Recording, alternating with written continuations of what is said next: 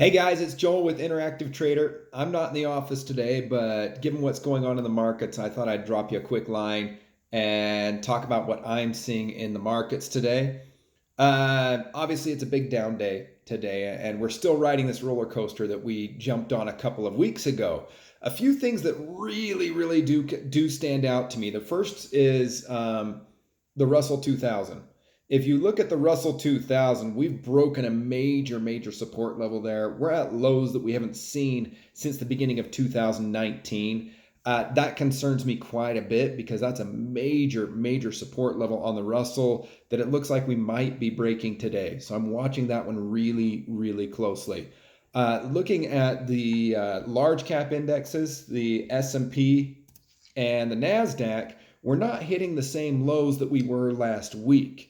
Um, and it's actually not on as high a volume as I would have expected, given how much we're down today. So that could actually be a fairly bullish sign. If we continue to see volume levels decrease in the market, that is a signal that maybe people aren't panic selling anymore.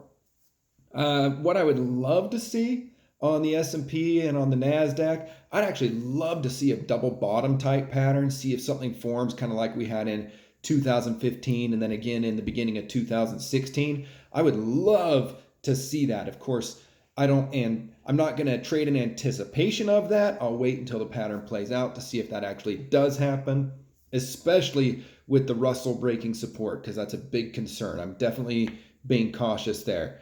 A couple of other things to point out that I think are very important. Volatility levels are just absolutely through the roof. We're at 47.5 on the VIX as of the time I'm recording this. Haven't seen levels like that in a long time. It means options are ridiculously expensive. Option sellers have all the advantages right now, but you want to be smart about it. Buying options right now, not to say you can't buy options, but if you buy options right now, you're paying a lot of money for them. So you may want to consider uh, using some spread type strategies to offset that cost.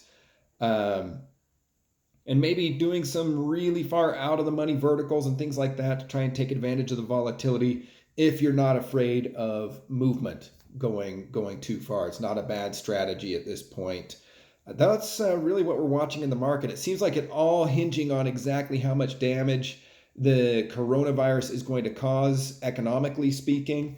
And nobody really seems to know the answers yet. And if there's one thing the market hates, it's uncertainty. So I think that's really what's causing havoc in the market more than anything else is the continued uncertainty that it's showing.